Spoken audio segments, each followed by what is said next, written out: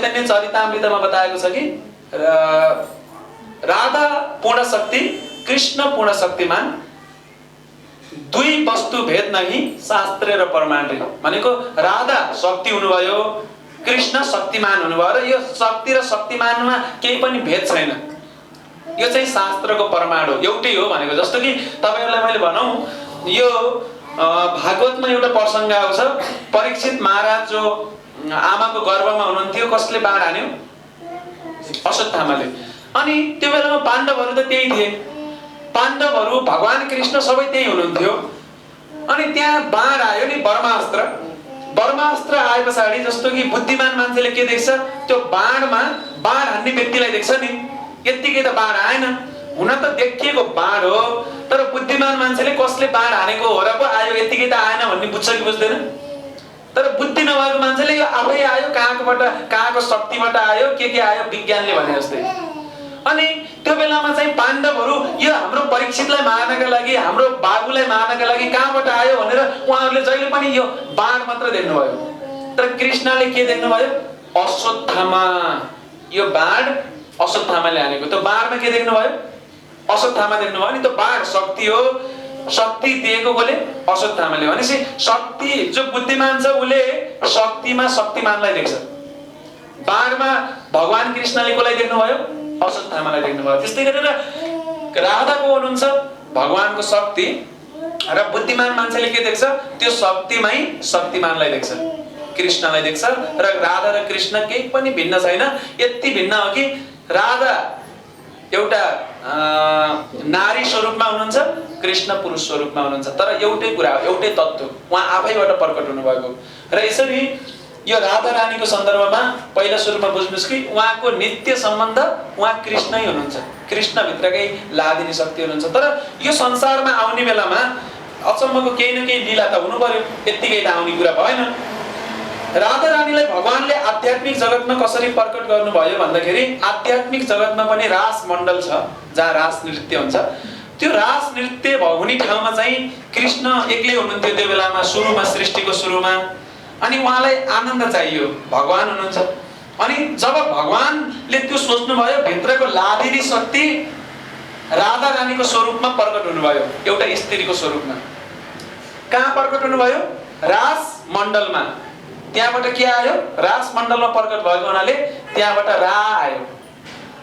तर प्रकट त हुनुभयो, प्रकट हुने बित्तिकै उहाँ 13-14 वर्ष यस्तै कतिकै हुनुहुन्थ्यो, त्यत्रो उमेरमा प्रकट हुनुभयो भगवानको इच्छा अनुसार। अनि त्यस्तो स्वरूप धारण गर्नुभयो भगवानले।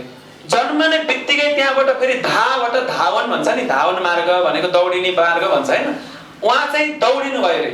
रा धा प्रकट हुनुभयो रास मण्डलमा रा, र प्रकट हुँदाको बित्तिकै धावन दौडिनु भयो रा धा। नाम कसरी आएको रहेछ? राधा। अनि जब उहाँ प्रकट हुनुभयो, गोपीहरूलाई भगवानले सिर्जना गर्नुभयो र त्यसपछि त्यहाँ दिव्यादि दिव्य लीलाहरू चलिरहेको थिए। र एकपटक के भयो भने जब भगवान कृष्ण र राधा रानी यसै गरेर नाच्नुहुन्छ, गाउनुहुन्छ कुञ्जमा, त्यो बेलामा एकचोटि त्यो कृष्णको प्रेम यति धेरै राधा रानीको हृदयमा आउँछ नि, त्यो प्रेमले गर्दा उहाँ बेहोस हुनुहुन्छ। तर फेरि कृष्णले नै हो फेरि अरू गोपीहरूलाई नै प्रकट गर्नुभएको। अनि राधा त्यहाँ बेहोस भए पछाडि राधालाई त्यही छोड्नुहुन्छ, अनि कहाँ जानुहुन्छ? अर्की गोपीकोमा जानुहुन्छ। र ती अर्की गोपीको नाम भनेको विरजा थियो, विरजाको कुञ्जमा जानुहुन्छ। अनि विरजाको कुञ्जमा गएको यसो राधा रानी बिउजिनुहुन्छ त खै कृष्ण भन्दा छैन।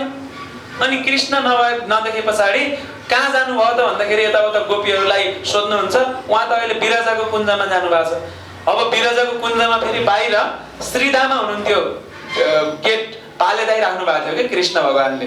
अनि त्यस पछाडि के गर्नुहुन्छ भन्दाखेरि त्यो उलाई श्रीदामालाई राधा रानी त एकदम रिसाउनु भएको छ, कृष्णले मलाई बेहोस भएको बेलामा किन छोडेर गएको, यो चाहिँ प्रेमको लीला हो, यो संसारको यो फिल्मको लीला होइन। अनि जब उहाँ जानुहुन्छ त्यो बेलामा के भइदियो भने श्रीमती राधा रानी रिसाउनु भएको थियो, तर श्रीदामाले भित्र कोही पनि छैन, कृष्ण हुनुहुँदैन भनेर ढाक्नु भयो। तर राधा रानी एकदम रिसाउनुहुन्छ र एउटा मयूरको स्वरूप धारण गरेर भित्र जानुहुन्छ।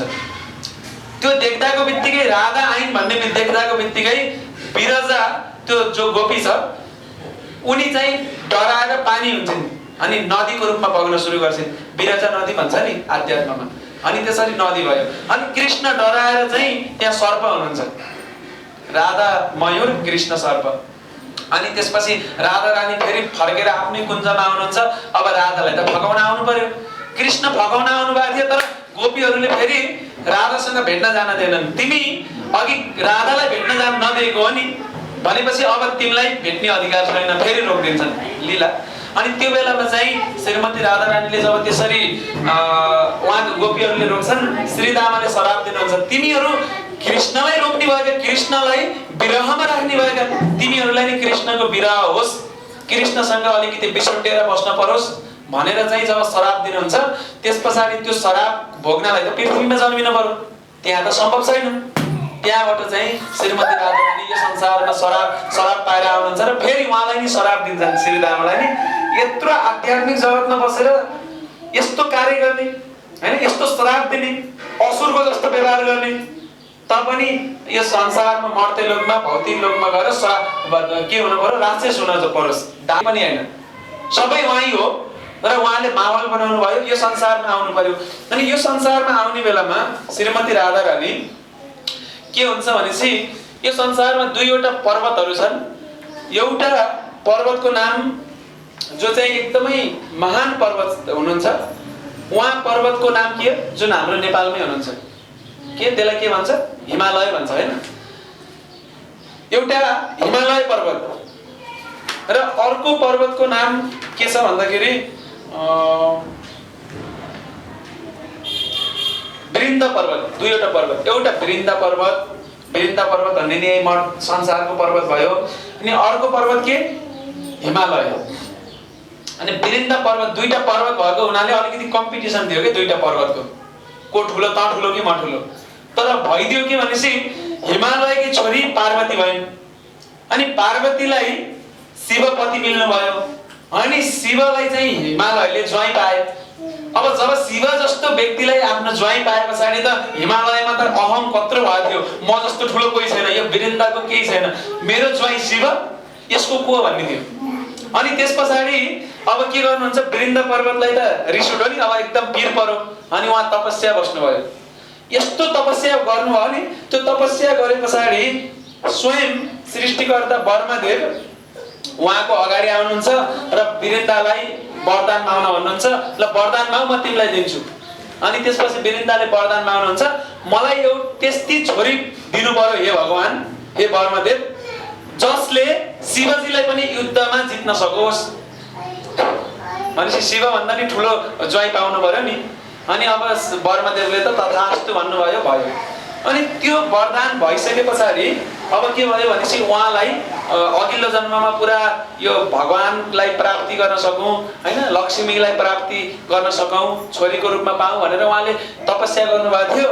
अनि उहाँको जन्म के भयो, पृथ्वीमा जन्म हुन्छ राधा रानीको र राधा रानीकी बहिनी अथवा दिदी चन्द्रावलीको कसकी छोरीको रूपमा भन्दाखेरि ती वृन्दा पर्वतकी छोरीको रूपमा। किनभनेपछि राधा रानीको श्रीमान जो छ, जसले कृष्ण शिवलाई पनि जित्न सक्ने भयो भनेको बुझ्नु भयो कि भएन, भनेको वरदान त्यस्तो मिल्यो अभियसली।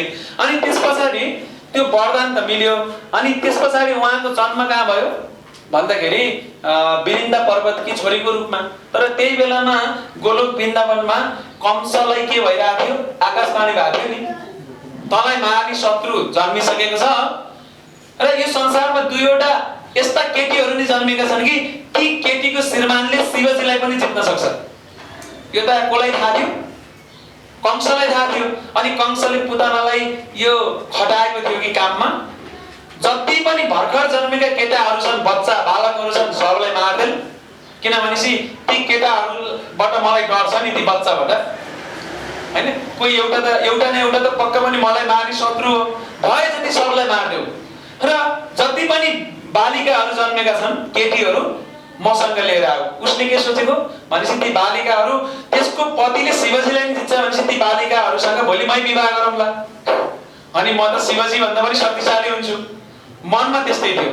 अनि उसले पुतनाले चाहिँ जति पनि केटा बच्चाहरू, छोराहरू भनौँ न, बच्चाहरू छन्, तिनीहरूलाई, बालकहरूलाई देख्ने बित्तिकै मारिदिन्थे। र जति पनि ती बालिकाहरू छन्, उनीहरूलाई चाहिँ कंसको दरबारमा ल्याउँथ्यो। अब एकचोटि ती टिप्पणी क्रममा त ती बालिकाहरू चन्द्रावली र राधा नि भर्खर जन्मिनु भएको थियो। त्यो वृन्दा पर्वतको तपस्याबाट प्रसन्न भएर उहाँहरू आउनुभएको थियो बालिकाको रूपमा। पुतनाले ट्याप्प टिप्थे हिँड्थे। पुतना त राक्षस नि, ठुली थिए, शक्तिशाली थिए। अनि ब्राह्मण राधा रानी हुनुहुन्थ्यो नि, उहाँ त राधा रानीको त्यो कृपाले गर्दाखेरि ब्राह्मणले त्यो देख्छन् र अनि ब्राह्मणले राक्षसहरूमा दानवहरूमा त्यो शक्ति कम्ती गराइदिने मन्त्र पढ्न सुरु गर्छन्। त्यो आकाश मार्गबाट उडेर जाँदै थिए पुतना, तर यस्तो शक्ति त्यो मन्त्र पढे पछाडि उसको शक्ति घट्दै घट्दै घट्दै घट्दै जान्छ र एउटा ठाउँमा पुगे पछाडि यो जुन विदर्भ देश छ, विदर्भ देशमा पुगे पछाडि चन्द्रावलीलाई उसले समाउन सक्दिने, दुईटा बालिकालाई समाएको, एउटी खसिहाल्नु भयो। एकछिन पछाडि अझ उडेर गइराखेकी थिए, राधालाई मात्र समाएकी थिए नि पुतनाले त। एकछिन पछाडि त अझ उसको शक्ति ह्रास भएपछि राधा रानी पनि खस्नु भयो र उहाँ चाहिँ कहाँ खस्नु भयो भन्दाखेरि यमुना नदीमा। बुझ्नुभयो? अब एकपट्टि यो एउटा प्रसङ्ग भयो है, कसरी आध्यात्मिक जगतबाट किन आउनु भयो भन्दाखेरि भगवानले यस्तो माहौल बनाउनु भयो कि एकले शराब मिलेको जस्तो यो संसारमा आउनु थियो। त्यही भएको हुनाले भगवानले त्यो माहौल बनाउनु भयो एक नम्बरमा। बुझ्नुभयो नि? दुई नम्बरमा कसरी जन्म लिनु भयो भन्दाखेरि दुईवटा पर्वतको टकराव थियो। वृन्दा पर्वतको तपस्याले गर्दाखेरि ब्रह्मदेवले वरदान दिनुभएको थियो र राधा रानी र उहाँकी दिदी चन्द्रावली दुई बहिनीको रूपमा वृन्दा पर्वतकी छोरीको रूपमा आउनुभयो र तिनी राधा रानी कसरी वृन्दावनको नदीमा आएर खस्नुभयो भन्दाखेरि पुतनाले ओसारेर मथुरामा ल्याउने बेलामा उहाँ खस्नुभयो। तर यो सब भगवानको योजना अनुसार भएको थियो। वृषभानु महाराज जो राधा रानीको बुवा हुनुहुन्छ, उहाँ स्नान गर्नका लागि भनेर यमुनामा जानुभएको थियो। बुझ्नुभयो? अनि त्यो यमुनामा गएको बेलामा उहाँले देख्नुहुन्छ एउटा सुनौलो वर्णको, सुनौलो रङको कमल फूल, कहिल्यै त्यस्तो नदेखेको कमल फूल बग्दै आइराखेको थियो र त्यो कमल फूलबाट लाखौं करोडौं सूर्य चम्किँदा जस्तो उज्यालो आउँछ नि, त्यस्तो उज्यालो आइराखेको थियो।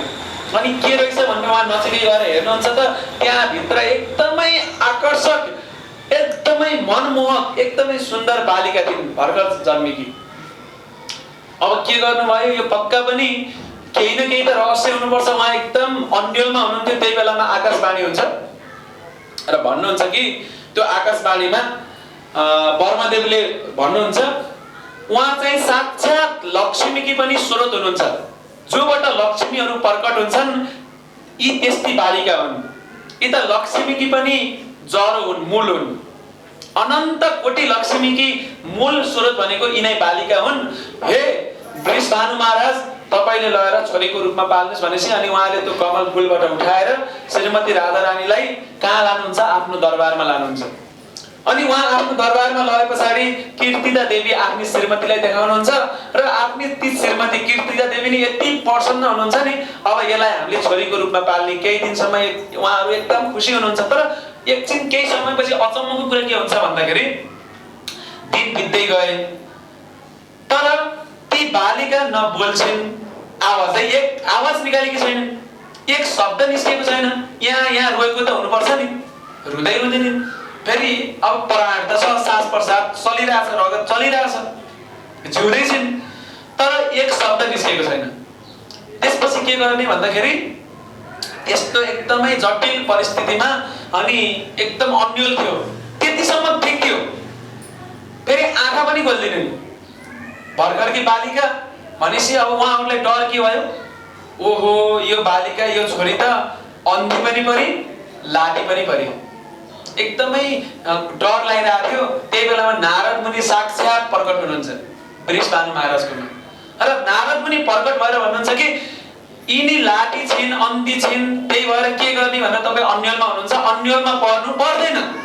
यी श्रीमती राधा रानी हैन, राधा रानी भन्नु भएन उहाँले त्यो बेलामा, यी जो बालिका छिन् यी बालिकाको जन्म पछाडिको संस्कार त गरिदिनु पर्यो नि। छोरी बनाएर राखेपछि सबैलाई निमन्त्रण गर्नु पर्यो, नाम संस्कार गर्नु पर्यो। यो सम्पूर्ण कुराहरू उहाँले नारद मुनिले भने पछाडि उहाँले के गर्नुहुन्छ, वृषभानु महाराजले आफ्ना सम्पूर्ण साथी सङ्गी वरपरका इष्ट मित्र गाउँलेहरू सबैलाई बोलाउनुहुन्छ त्यो उत्सवका लागि। अनि त्यही बेलामा उहाँको एकदमै परम मित्रको हुनुहुन्थ्यो भने कृष्ण, र कृष्णको बुवा चाहिँ नन्द महाराज र यशोदा मैया वृषभानु महाराजको एकदमै परम घनिष्ठ मित्र हुनुहुन्थ्यो। त्यही भएको हुनाले उहाँले कसलाई बोलाउनु भयो? घनिष्ठ मित्र नन्द महाराजलाई नि बोलाउनु भयो। अनि यसरी त्यो संस्कार चल्दै थियो। नन्द महाराज र यशोदा मैया वृषभानु महाराजकोमा जानुहुन्छ र त्यतिन्जेल त कृष्ण जन्मिसक्नु भएको थियो। कृष्णलाई पनि लगेर जानुहुन्छ। अनि कृष्ण जब त्यहाँ जानुहुन्छ, जाने बित्तिकै उहाँ त 1 वर्ष जस्तो भइसक्नु भएको थियो। अनि के गर्नुहुन्छ उहाँ पुरा घर्सिँदै श्री राधा गोविन्द जगन्नाथ बलदेव सुभद्रा गौर निताई कि घर्सिँदै उहाँ चाहिँ जुन कोरको हुन्छ नि त्यो हल्लाउने त्यो कोरकोमा जानुहुन्छ जहाँ राधा रानी हुनुहुन्थ्यो। एकदमै रत्न जडित कोरको थियो त्यो। अनि त्यस पछाडि उहाँले जब हेर्नुहुन्छ राधा रानीले गाईको सुगन्ध त आयो नि राधा रानीको नाकमा सुग्नु भएको कृष्ण भन्ने थाहा पाउनुहुन्छ र उहाँले प्रथम पटक आँखा खोल्नुहुन्छ र कसलाई देख्नुहुन्छ? भगवान कृष्णलाई।